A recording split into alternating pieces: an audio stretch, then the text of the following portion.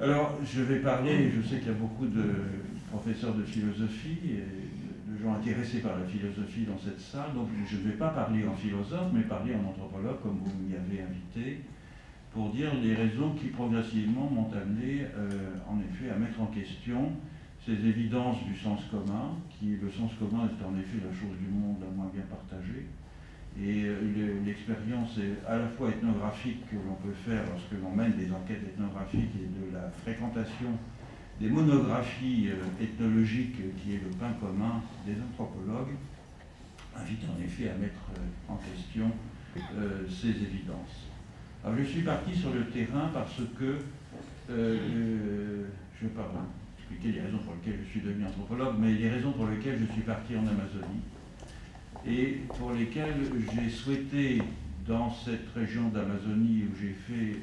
des recherches ethnographiques, donc la Haute-Amazonie, à la frontière de l'Équateur et du Pérou, dans une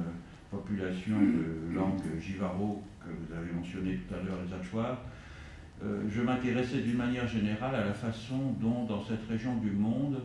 on avait perçu et utilisé la nature. Pourquoi cela en particulier? Parce que cette région a suscité, dès avant la naissance de l'ethnologie professionnelle, dès le XVIe siècle, une réflexion sur cette question. Il suffit de mentionner Montaigne, mais même bien avant cela, dans les lettres de Christophe Colomb oppose deux formes de civilisation, enfin il n'appelle pas ça des civilisations, mais deux types de populations amérindiennes. Certaines qui sont les Arawaks, qui sont ce que Montaigne appellera les philosophes nus, c'est-à-dire des gens qui vivent libres et heureux, des natures, des fruits que la nature leur dispense, et puis de l'autre, il pense aux Caribes, qui sont des sauvages, des brutes, entièrement déterminés par leur instinct, et qui sont au contraire imparfaitement distingués de la nature. Donc la question de la nature, au fond, même si elle n'était pas présentée, problématisée de cette façon-là, est présente dès le début de la réflexion sur les sociétés amérindiennes de basse terre d'Amérique du Sud, et devient une sorte de leitmotiv de la philosophie politique en Europe. Et ce qui ressort de tous ces textes, au fond, jusqu'à l'anthropologie contemporaine, c'est la perplexité des observateurs et des essayistes devant ce que sont ces sociétés dont il semble qu'elles ne présentent aucune des caractéristiques normales d'une société telle qu'on avait l'habitude de les décrire, de les comprendre en Europe à l'époque. La formule la plus connue, c'est celle qui est définie comme des sociétés sans foi, sans loi, sans roi, c'est-à-dire sans organisation sociale proprement dite, sans système politique, sans religion clairement définissable, et sans normes sociales particulièrement dessinées, sociétés qui en plus pratiquaient des guerres intestines, se livraient en particulier chez les Tupinambas de la côte du Brésil, un cannibalisme rituel systématique, et qui donc semblait ne présenter aucune des caractéristiques d'intégration et d'organisation d'une société telle qu'on avait l'habitude de les définir. Or, il me semblait que dans cette insistance que les chroniqueurs et les ethnologues par la suite avaient mise sur le rapport à la nature, il y avait peut-être une piste, l'amorce d'une piste pour comprendre comment ces sociétés se constituaient en intégrant à la collectivité humaine plus que des humains, mais aussi des non-humains, des animaux, des plantes, des esprits. En tout cas, c'est ce qu'on pouvait distinguer dans la littérature de l'époque. Il se trouve que par ailleurs, à cette époque, il y avait deux courants théoriques qui étaient en opposition frontale. L'un d'entre eux, qui maintenant qui a un peu disparu, était celui, disons, du déterminisme technique et environnemental, incarné par une école d'anthropologie aux États-Unis qu'on appelait le matérialisme culturel, et qui, au fond, expliquait la plupart des caractéristiques de ces sociétés amazoniennes par des contraintes environnementales, en particulier par des facteurs limitants, soit la nature des terres, soit la pauvreté dans les ressources en protéines, etc. Et avec beaucoup d'imagination, je dois dire, les auteurs de cette école, les anthropologues qui se réclamaient de cette école, avaient donc tendance à poursuivre ce mouvement de naturalisation que j'évoquais tout à l'heure, parce qu'on dit que c'était des gens qui étaient entièrement contraints par la nature, qui étaient, pour reprendre une expression de Buffon à propos des Amérindiens d'Amérique du Sud, comme des automates impuissants et des animaux du second rang. Et puis de l'autre côté, il y avait des gens qui, poussant peut-être Claude Lévi-Strauss un peu loin, avaient tendance à voir la nature comme un lexique de propriété au sein duquel les populations allaient sélectionner des caractéristiques pour les organiser dans des systèmes signifiants complexes, des mythes, des systèmes de classification, c'est tout ce que le développement de Lévi-Strauss dans la pensée sauvage, mais qui de ce fait réduisait l'interaction avec la nature à une pure combinatoire conceptuelle. Et il me semblait qu'il y avait là une piste évidemment passionnante, puisque Lévi-Strauss, encore une fois, nous apportait des instruments très intéressants pour comprendre ce qu'il appelait la logique du concret, c'est-à-dire la façon dont l'esprit construit en système les qualités secondes, disons, c'est-à-dire des qualités qui sont perçues dans les objets naturels pour en faire des constructions signifiantes, mais que cela manquait un aspect quand même fondamental, qui est celui de l'interaction quotidienne entre les champs et les plantes, les animaux, l'environnement, la nature, etc. Et donc quand je suis parti sur le terrain, c'était avec le souhait à la fois de critiquer, de réfuter le déterminisme environnemental que je trouvais un peu simpliste, on appelait à l'époque du matérialisme vulgaire, en menant des études du même type que celles qui avaient été menées par ces anthropologues américains de l'école de matérialisme culturel, donc en faisant le type d'enquête à la fois d'identification des plantes, des animaux, etc., mais aussi de leur utilisation, mesurant combien les gens chassaient, c'est-à-dire combien d'animaux ils ramenaient, combien ça faisait de calories, de protéines, et des choses comme ça, pour montrer qu'au fond, ces gens-là avaient des techniques d'usage des ressources efficaces, et en même temps d'étudier l'ensemble d'un système social dans une société que j'avais sélectionnée parce qu'elle avait accepté les premiers contacts pacifiques très peu de temps auparavant, que donc elle avait un système technique d'usage de l'environnement qui avait été relativement peu modifié par le contact avec le monde extérieur. Donc c'était mon ambition au départ, et j'ai fait cette étude qui a duré plusieurs années en compagnie de mon épouse Anne-Christine Taylor, et le résultat que vous avez évoqué tout à l'heure, c'était ma thèse que j'ai soutenue sous la direction de Claude Lévi-Strauss, qui s'appelait la nature domestique, qui a été publiée ensuite peu de temps après, et où je montrais qu'en effet, contrairement aux thèses, disons, des matérialistes américains, les Hatchlor avaient occupé différents types d'environnements depuis longtemps, et qu'en fait, en dépit des potentialités de ces environnements, ça n'avait pas eu d'effet particulier sur leur capacité d'adaptation à cet environnement. Il n'y avait donc pas de déterminisme technique primaire, si on peut dire, des variations dans les potentialités que ces deux environnements offraient. J'ai montré aussi ce qui avait été montré dans d'autres régions du monde, que c'est des gens qui arrivaient à obtenir une subsistance facilement en travaillant entre 3 et 4 heures par jour, et avec des niveaux, disons, d'alimentation qui étaient considérablement supérieurs à ceux qui étaient préconisés par la FAO à l'époque, et que donc c'était, comme pour reprendre l'expression de Marshall Sahlins, le grand anthropologue américain, qui avait écrit un article en 1968 dans les temps modernes qui s'appelait « Les premières sociétés d'abondance », qui avait fait beaucoup de bruit à l'époque, c'était aussi une société d'abondance, en ce sens que, avec très peu de travail, on obtenait des ressources en abondance, très variées du point de vue de leur qualité et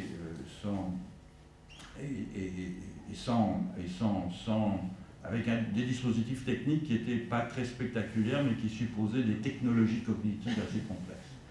Et en fait, ce sont ces techniques cognitives qui m'ont surtout fasciné. Et progressivement, au fil du temps, c'est-à-dire au fil de cette expérience ethnographique, à mesure que je commençais à comprendre ce que disaient les gens, ça prend quand même un certain temps, c'est une langue qui n'est pas excessivement difficile, mais qui est assez différente de toutes les langues européennes que je possédais avant. Quand je me suis rendu compte que les Achuars avaient, avec les objets de leur environnement que j'appelais encore naturel à l'époque, des relations constantes, d'interlocution, d'échanges, qui se manifestaient de différentes manières, par exemple dans les rêves, et c'est là que j'ai commencé à identifier pour la première fois une façon qui n'était pas très courante pour moi, en tout cas, de concevoir les plantes et les animaux, c'est-à-dire que le matin, avant le lever du jour dans cette société, on discute les rêves de la nuit et on en fait l'interprétation parce que c'est cette interprétation qui va commander les actions de la journée. Donc si on a eu des rêves d'un certain type, qui en général sont fondés sur des règles simples d'inversion, c'est pas une clé des songes, mais c'est une grammaire sémantique, hein, c'est-à-dire que si on rêve qu'on va chasser des pécaris, par exemple, ça veut dire que c'est un bon rêve pour aller chasser, pour aller pêcher. Si on rêve qu'on rencontre des ennemis, ça veut dire qu'on va rencontrer des pécaris. Donc il y a des systèmes de croisement comme ça, symétriques, entre classes ontologiques, hein, qui permettent une oniromancie un peu automatique. Et puis il y avait une autre classe de rêves, assez intéressante aussi, dans lequel les gens me disaient, bon, cette nuit j'ai rêvé d'une jeune fille qui est venue se plaindre de ce que je cherchais à l'empoisonner, et en fait c'était un plant de manioc qui se plaignait d'avoir été planté trop près d'une plante dont on se sert pour la pêche à la livrée, c'est-à-dire une plante piscicide qui modifie la tension superficielle de l'eau et donc prive les poissons d'oxygène. Et en posant des questions sur cette jeune fille, elle dit, mais oui, les plantes de manioc sont comme nous, simplement ils n'ont pas la même apparence. Et dans les rêves, ils se présentent à nous tels qu'ils sont vraiment, et tels qu'on ne peut pas les voir parce que, évidemment, ils prennent bien soin de déguiser leur... Enfin, je traduis évidemment, j'interprète leur véritable nature précisément aux humains. Et petit à petit, les gens me disaient ça aussi pour toutes les plantes, pour les animaux, pour les plantes sauvages, etc. Et donc, je me rendais compte que derrière ces interactions que les gens avaient avec les plantes et les animaux, il y avait des interactions constantes avec des éléments d'environnement naturel humanisés. Par ailleurs, et ça aussi, il a fallu un certain temps pour le découvrir, vous allez comprendre pourquoi, dans cette société, il y a une technique de communication qui est particulièrement développée, qui consiste à chanter des incantations mentalement pour s'adresser à des interlocuteurs de toute nature. Ce sont soit des humains qui sont éloignés, soit des non-humains qui sont ontologiquement éloignés, c'est-à-dire qu'ils ne possèdent pas, sauf dans les rêves, la capacité de s'exprimer par le langage ordinaire, et auxquels on peut avoir accès en leur adressant un discours mentalement qui va s'adresser à leur âme. Âme étant l'expression classique que les anthropologues emploient pour désigner une forme d'intériorité, de subjectivité, de capacité de communication, etc. Et donc, en enregistrant ces chants, avec un peu de réticence de la part des Achuars, puisqu'ils étaient secrets, je me suis rendu compte que ces chants étaient des dialogues, enfin des dialogues si l'on peut dire, c'était en tout cas des discours qui s'adressaient au cœur, siège des facultés, hein, pour les Achuars, comme dans beaucoup de sociétés, qui s'adressaient au cœur de ces plantes et des animaux pour leur délivrer des messages. Et ces messages les plantes et les animaux, ils répondaient parfois lors des rêves. Et donc, ces activités de subsistance, de ce que j'appelais à l'époque de socialisation de la nature, étaient en fait fondées sur un régime d'interaction constant entre les humains, les plantes et les animaux, traités à l'instar d'autres humains. Alors, quand je suis revenu en France pour faire ma thèse, je me suis trouvé un peu embarrassé parce que toute la partie que j'ai évoquée en premier lieu, qui est celle de l'analyse des techniques d'usage de l'environnement, ne me posait pas de problème. J'avais tous les éléments nécessaires pour analyser ça. Mais en revanche, essayer de comprendre ce qu'était cette forme de rapport au monde naturel m'avait embarrassé parce que, au fond, il n'y avait rien dans l'anthropologie récente qui me permit de penser cela. Pourquoi? Parce que, encore une fois, la perspective que Claude Lévi-Strauss avait développée était assez intellectualiste, c'est-à-dire qu'elle était fondée sur la mise en évidence de constructions symboliques, mais ne prenait pas en considération des formes d'interaction directe entre les humains et leur environnement naturel, ne s'intéressait pas en partie à ce que Lévi-Strauss a appelé la mythologie implicite, c'est-à-dire tout ce que l'on peut dégager des interactions rituelles,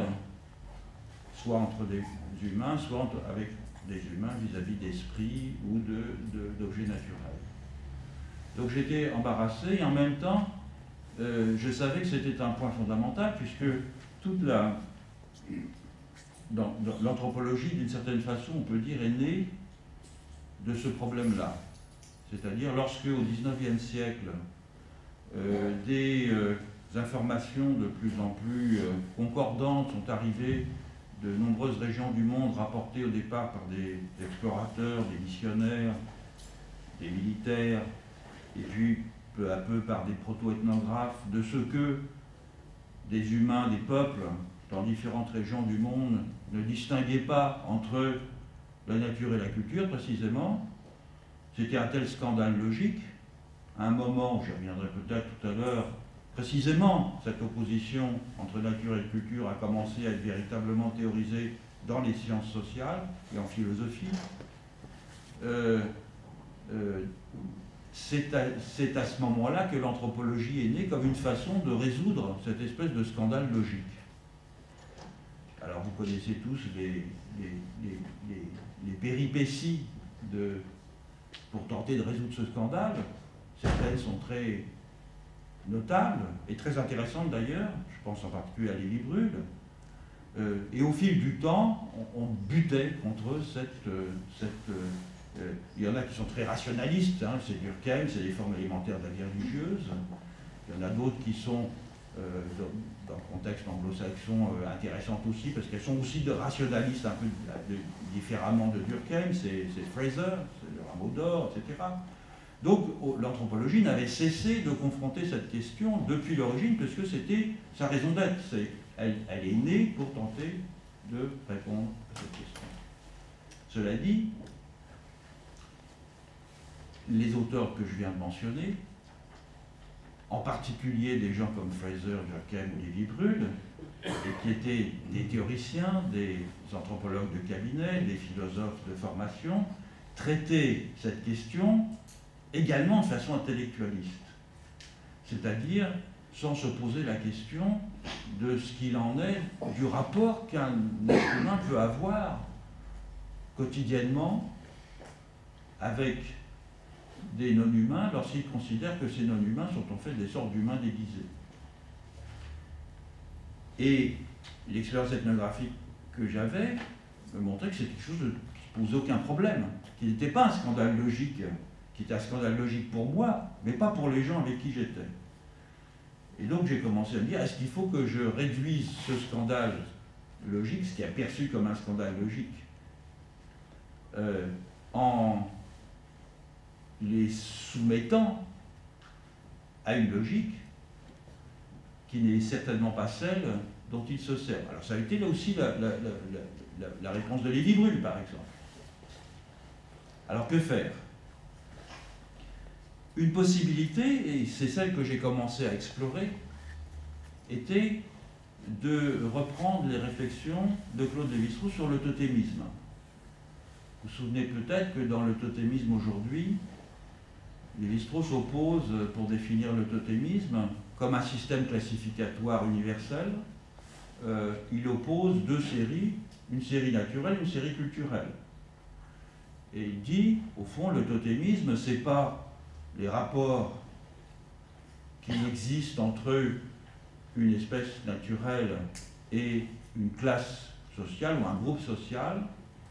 C'est une série de discontinuités qui est transportée à un autre niveau et projetée sur une autre série de discontinuités. Donc des discontinuités naturelles,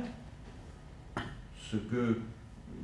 l'expérience quotidienne nous montre de la différence entre les espèces, différence morphologique et comportementale, qui est utilisée comme une méthode de pensée pour conceptualiser des différences entre des groupes sociaux. Et donc, expliquait-il, dans le totémisme aujourd'hui, c'est un dispositif classificatoire universel parce que la nature nous offre partout ce modèle de pensée qu'on peut utiliser pour classer des groupes sociaux. Donc je suis parti sur cette piste en me disant, mais au fond, ce que j'ai observé chez les Hachoirs, et que, comme j'étais enseignant, parce que j'ai été recruté peu de temps après ma thèse à l'école des hautes études et que j'avais à faire un séminaire, et que j'ai commencé à explorer ces questions à la fois dans la région qui m'était familière, à savoir l'Amazonie en général, et puis en remontant progressivement dans d'autres populations non modernes, en particulier en Amérique du Nord, je découvrais qu'un peu partout, il y avait effectivement, pas partout, mais dans beaucoup de régions du monde, ce type de rapport aux plantes et aux animaux. Et donc, je me dis, au fond, ce que j'ai observé, ben, c'est peut-être une inversion du totémisme, c'est-à-dire que si on considère que le totémisme, dans la définition que Claude Lévi-Strauss lui a donnée, c'est l'utilisation des discontinuités naturelles pour penser des discontinuités sociales, là, on aurait peut-être, dans ce que j'observais, dans ce que j'avais observé, l'utilisation de catégories élémentaires de la vie sociale pour penser des rapports aux objets naturels. Alors pourquoi cela? Parce que chez les Hachoirs, mais je me suis rendu compte après que c'était quelque chose d'assez systématique aussi en Amazonie, les rapports aux objets naturels étaient différents selon le type selon les sexes d'abord, et ensuite selon le type d'activité que l'on menait dans l'environnement. Les femmes traitaient les femmes qui cultivent, les femmes ce sont les femmes qui gèrent les plantes du jardin. Dans un jardin, il peut y avoir jusqu'à une centaine d'espèces de plantes différentes, donc c'est des écosystèmes d'une très grande variété qui sont des reproductions en miniature de la forêt tropicale, sur des plantes cultivées avec de très nombreuses variétés pour chaque plante, et donc elles géraient cette complexité, cette diversité, et elles traitaient les plantes cultivées comme leurs enfants. Tandis que les hommes avaient vis-à-vis des animaux qu'ils chassaient un rapport comme vis-à-vis de parents par alliance. Les animaux étaient traités comme des beaux-frères et les esprits maîtres du gibier, c'est-à-dire les esprits qui contrôlent ce que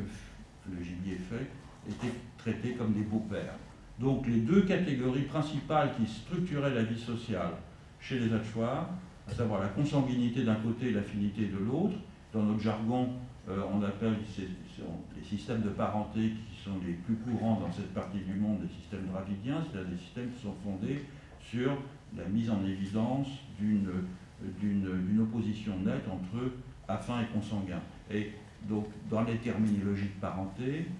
dans la façon dont on appelle les gens, on les appelle toujours par un nom de parent, et dans les attitudes que l'on a vis-à-vis d'eux, les humains,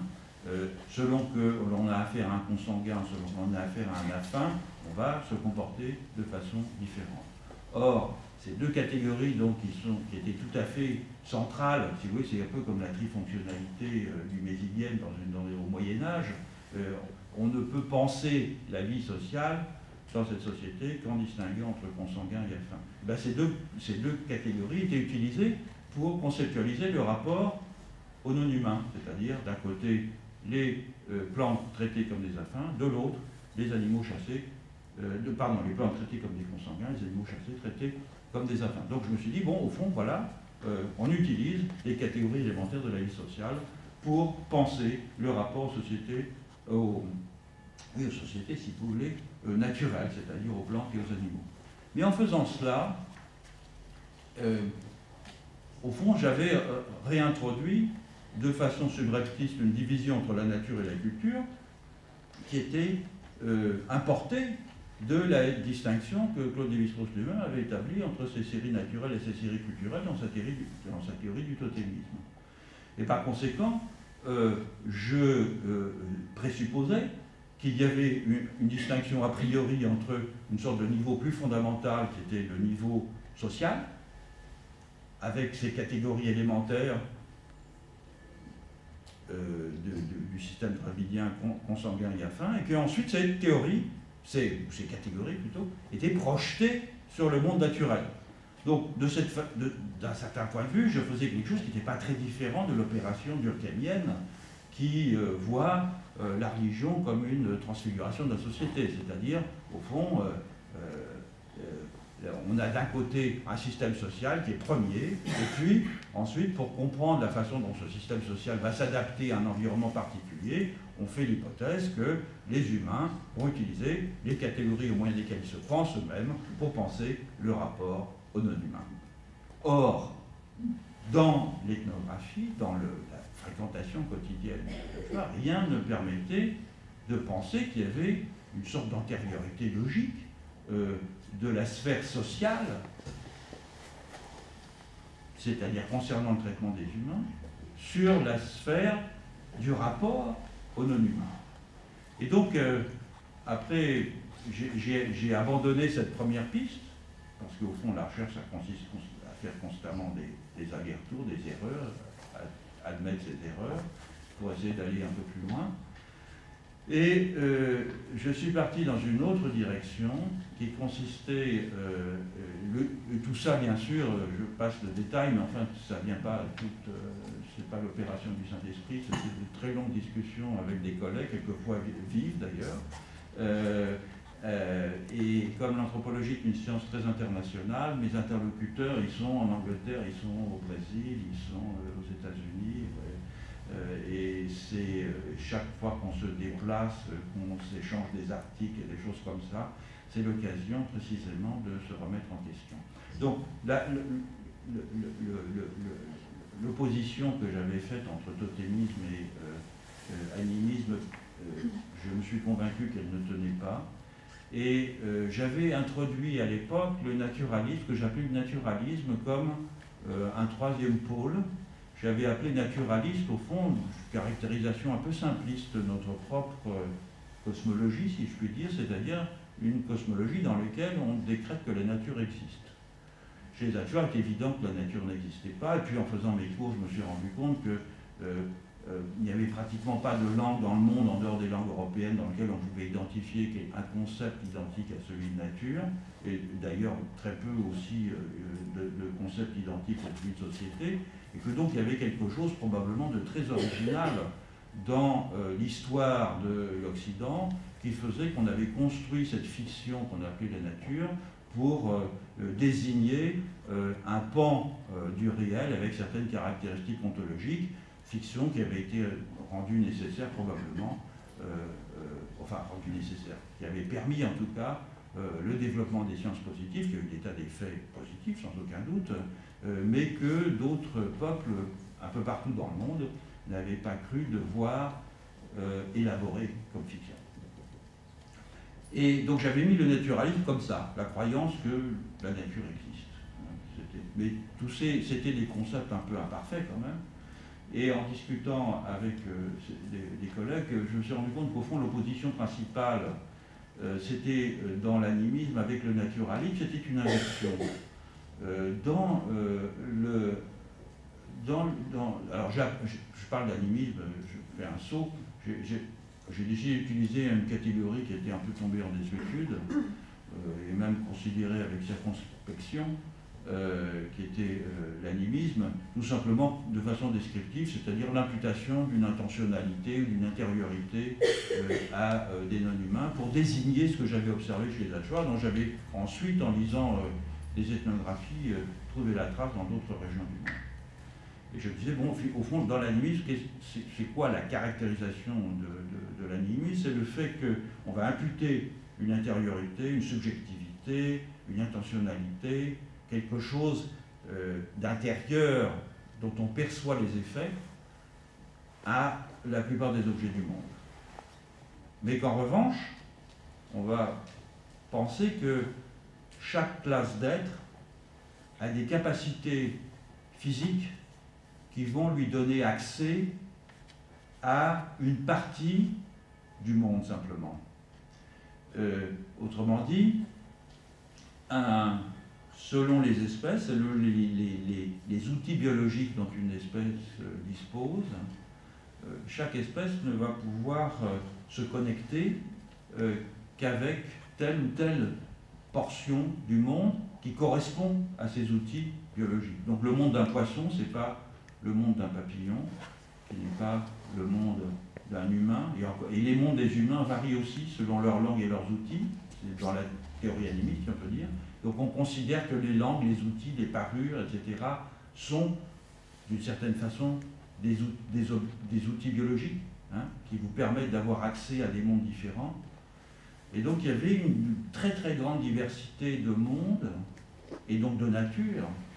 liée à des capacités biologiques. Chose qui ressemble,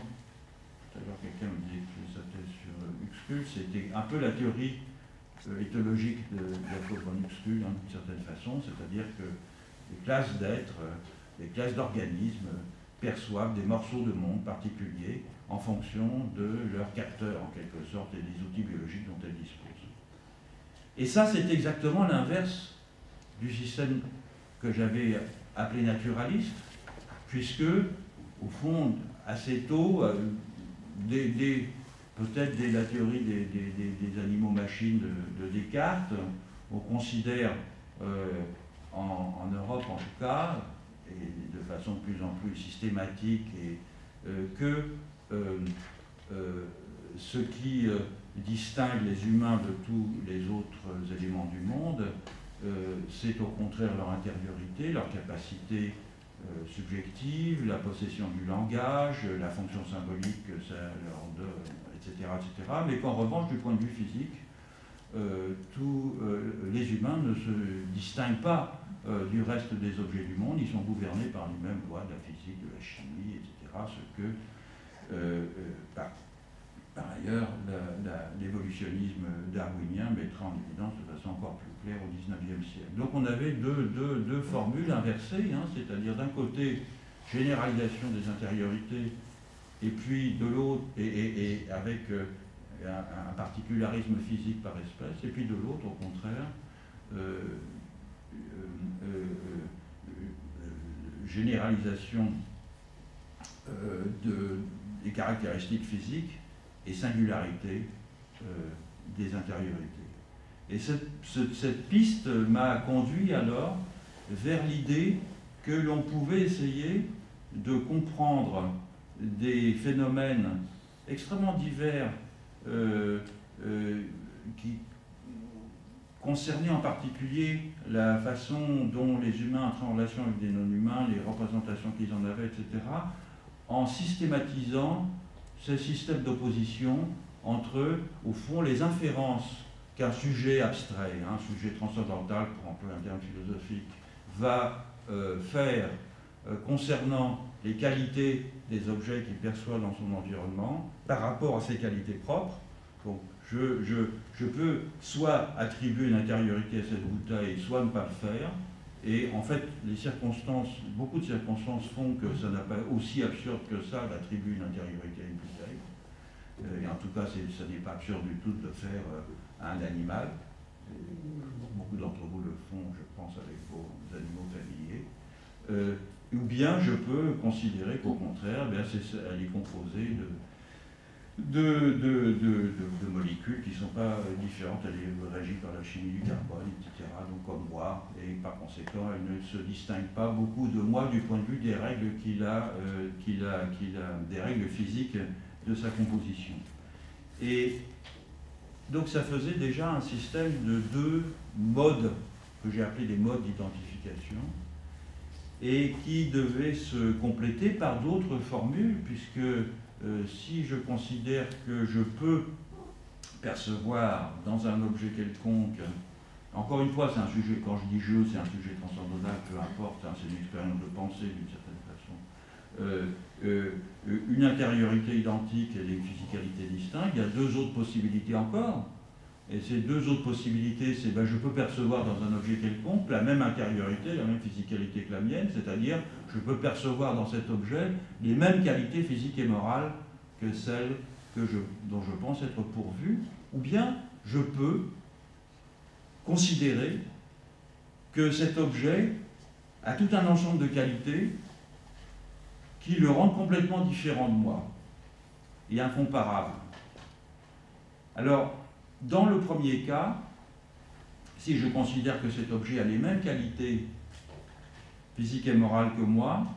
on est dans ce que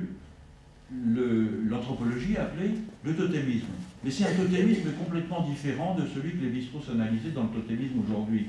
C'est ça la difficulté. L'anthropologie continue à utiliser les mêmes termes, mais c'est un peu comme la philosophie d'ailleurs, hein, mais en leur donnant au fil du temps des significations différentes, ou en les insérant dans des constellations de sens qui vont leur donner un sens différent. Le totémisme, au sens classique, tel qu'il a été découvert par les premiers observateurs en Australie et tel qu'il a ensuite stimulé l'imagination de toute une pléiade de grands esprits, depuis Freud, Fraser, Durkheim, etc., c'est cette idée, bien décrite en Australie, que des humains, des groupes d'humains, considèrent qu'ils ont des qualités, en effet, physiques et morales, identiques à celles d'autres entités qui sont non humaines.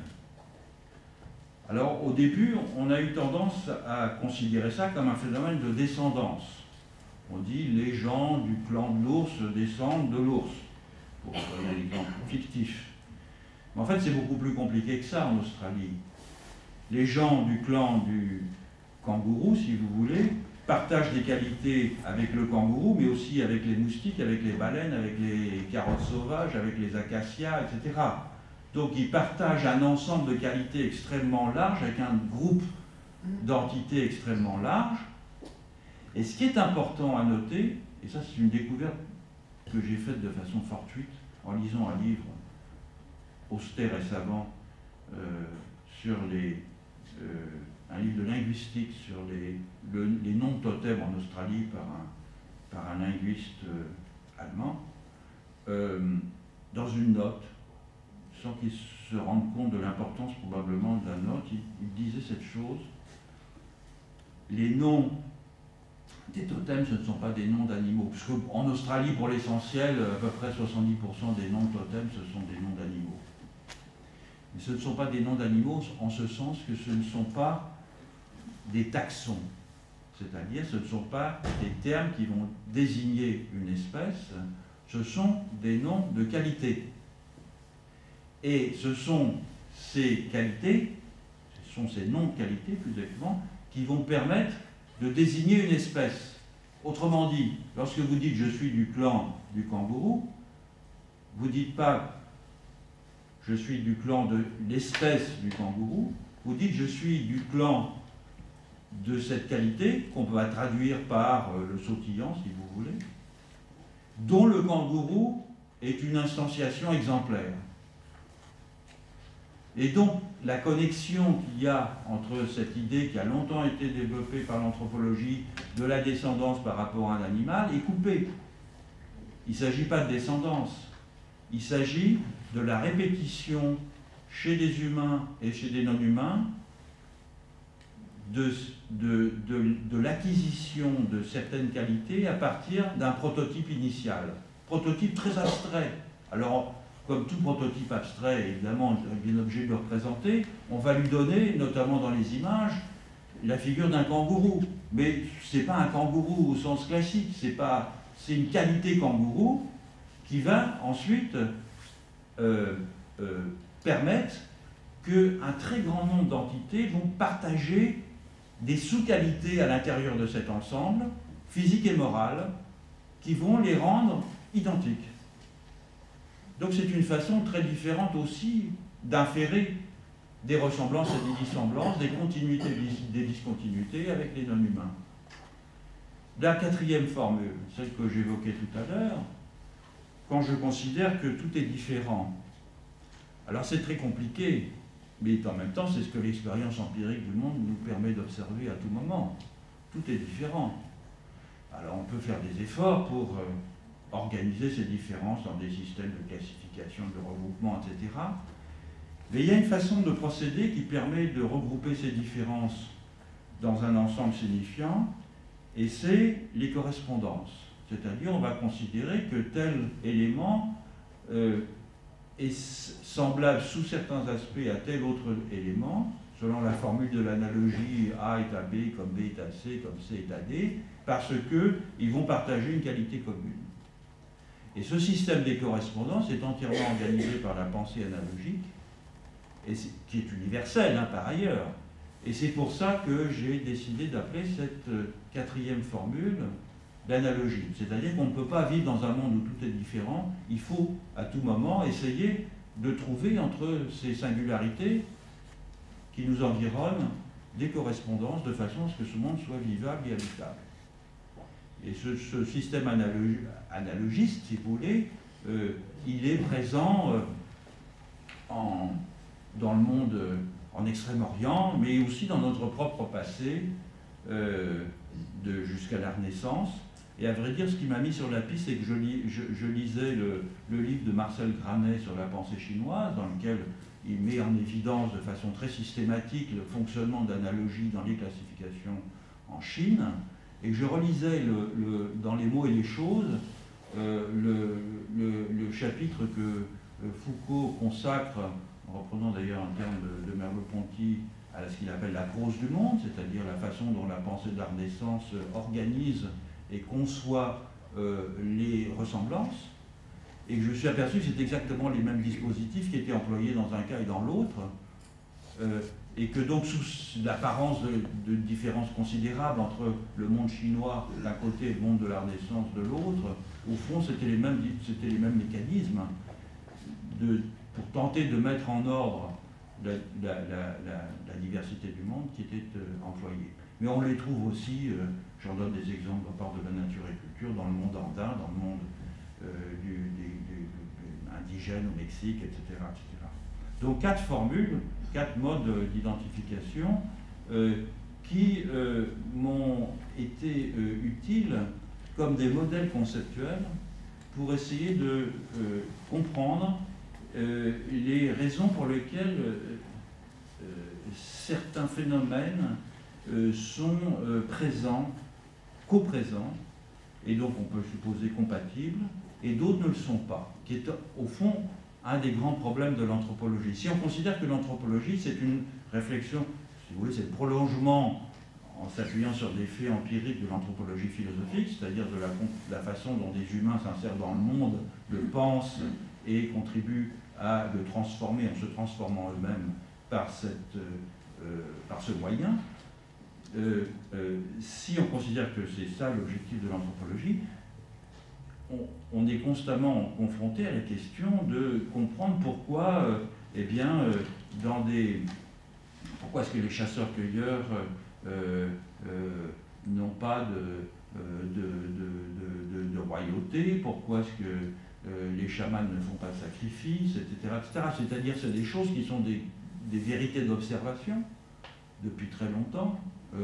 mais dont on ne comprend pas très bien comment ils s'organisent dans des systèmes et des combinaisons cohérentes. Or, ce modèle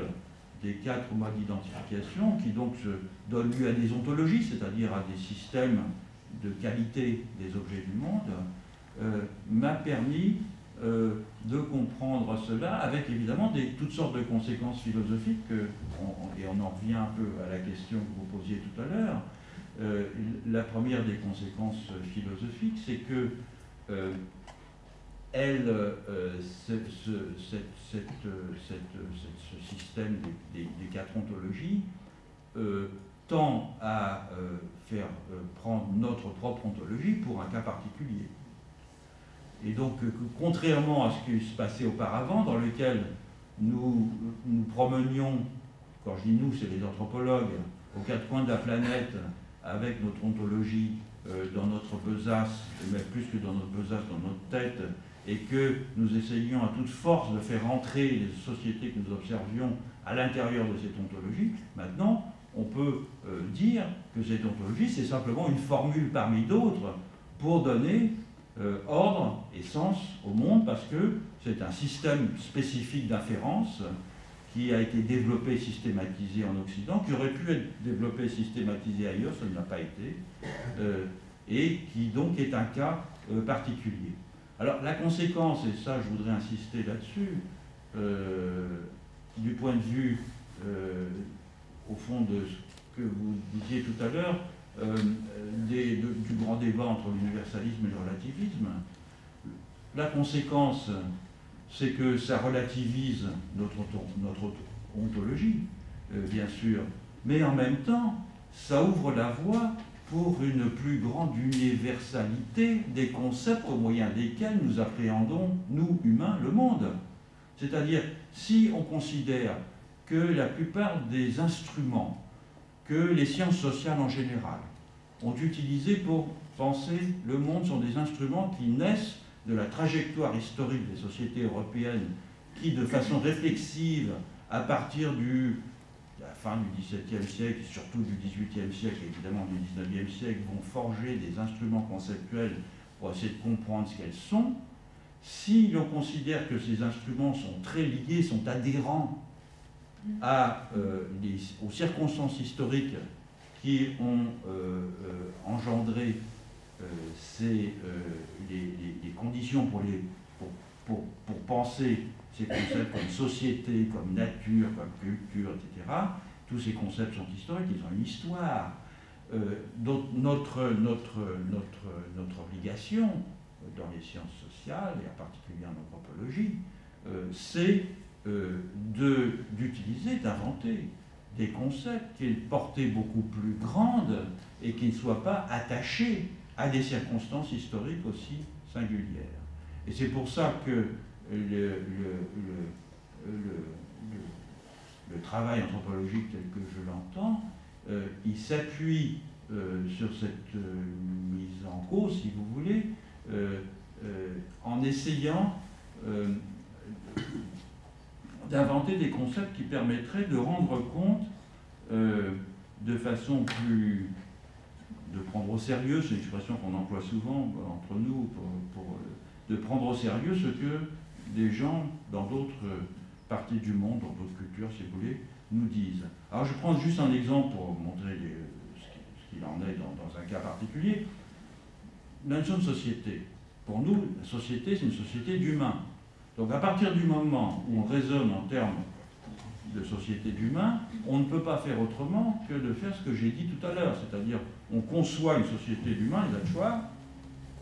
et puis ces humains, ils se sont donné des conventions, ils se sont donné des règles, ils ont une langue qui permet d'échanger, de communiquer, de transformer ces règles, etc. Puis ils vont projeter ces conventions, ces règles, ces normes sur le monde environnant. Mais si on considère que, pour parler, disons les Hachois, ne conçoivent pas du tout la société comme ça, mais qu'au contraire, chaque ensemble d'entités qui a un corps semblable constitue une société, à ce moment-là, la façon dont ces gens-là vont interagir avec les plantes et les animaux va prendre une signification tout à fait différente. Autrement dit, dans le monde de l'animie, si vous voulez, non seulement chaque espèce est une sorte de tribu, mais aussi chaque tribu est une sorte d'espèce. C'est-à-dire que, comme je l'ai dit tout à l'heure, des humains qui sont différents de moi par leur langue, par leurs outils, par leurs armes, par leur parure, par la forme de leur maison, etc., sont conçus comme une espèce différente de la mienne, avec lequel je peux avoir des relations, comme je peux avoir des relations avec des toucans ou avec des pécaris ou avec des poissons-chats, mais des relations d'un certain type. Et donc ça change complètement la façon dont nous concevons l'organisation sociale, et sans utiliser, si vous voulez, cette idée de la prééminence du social comme le point à partir duquel comprendre le rapport au non-humain. Et donc le résultat aussi, le résultat de cette remise en cause a un effet, je pense, plus large, dont on commence à mesurer maintenant les conséquences, mais dans un mouvement général dont je ne suis qu'un élément parmi d'autres, puisque d'autres collègues travaillent aussi dans cette direction, qui a eu tendance à mettre les non-humains au cœur des sciences sociales, c'est-à-dire à s'intéresser à la façon dont, quand je dis des non-humains, ça peut être une bouteille d'eau, ça peut être un microbe, ça peut être un troupeau de rennes, ça peut être un esprit du gibier, ça peut être un accélérateur de particules, etc., comme étant des dispositifs qui vont potentialiser, focaliser, recruter des humains autour d'eux. Et donc ça change complètement la dimension anthropocentrique, qui était tout à fait caractéristique des sciences sociales et en particulier de l'anthropologie, puisque l'humanisme réflexif, si on peut dire, c'est-à-dire l'humanisme qui succède à celui de la Renaissance, l'humanisme des Lumières, il est extrêmement anthropocentrique. Et donc ce mouvement de désanthropocentrisation, si vous voulez, a des effets intéressants parce qu'il est en train de transformer les concepts habituels que les sciences sociales utilisaient sur les concepts qui nous avaient été légués par Marx, qui nous avaient été légués par la philosophie du XIXe siècle, par Hegel aussi, bien sûr par les grands théoriciens comme Durkheim ou Weber. En ce sens que donc ça nous permet de transformer progressivement cette conception en faisant de la chose sociale quelque chose qu'il convient d'expliquer et non pas un présupposé de l'analyse. Hein, lorsque vous considérez que vous devez analyser des collectifs dans lesquels il peut y avoir des humains et des non-humains, ou quelquefois il n'y a que des humains, la société, c'est un collectif où il n'y a que des humains, mais c'est une forme parmi d'autres. Vous avez aussi d'autres collectifs où il y a des humains, où vous avez des collectifs où il y a des machines, etc. Ça change complètement la façon dont on va aborder les objets que les sciences sociales s'étaient jusqu'à présent donnés. Donc, vous voyez, ce détour par une expérience ethnographique qui, en première apparence, semble très exotique, permet au fond de remettre en cause certains des concepts au moyen desquels les sciences sociales pensaient le monde, et dont on peut penser que cela va avoir aussi, c'est ce que vous me disiez tout à l'heure, peut-être des conséquences en philosophie, en déseuropéanisant, en décentrant le regard des philosophes. J'ai un collègue anglais qui dit, il définit l'anthropologie ainsi, il le définit en anglais, il dit c'est anthropology, it's philosophy with the people in, avec les gens dedans. Et au fond, c'est pas une mauvaise définition, hein, c'est-à-dire l'anthropologie, c'est une réflexion philosophique, mais qui est fondée aussi sur des considérations très empiriques de situations sociales. Voilà, je crois que je vais m'arrêter là. Je peux répondre évidemment à toutes sortes de questions, et évoquer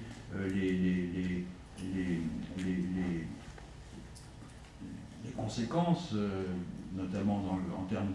des images que vous avez évoquées tout à l'heure, de ce travail, mais c'était pour l'essentiel, si vous voulez, l'argument que je voulais poser devant vous ce soir.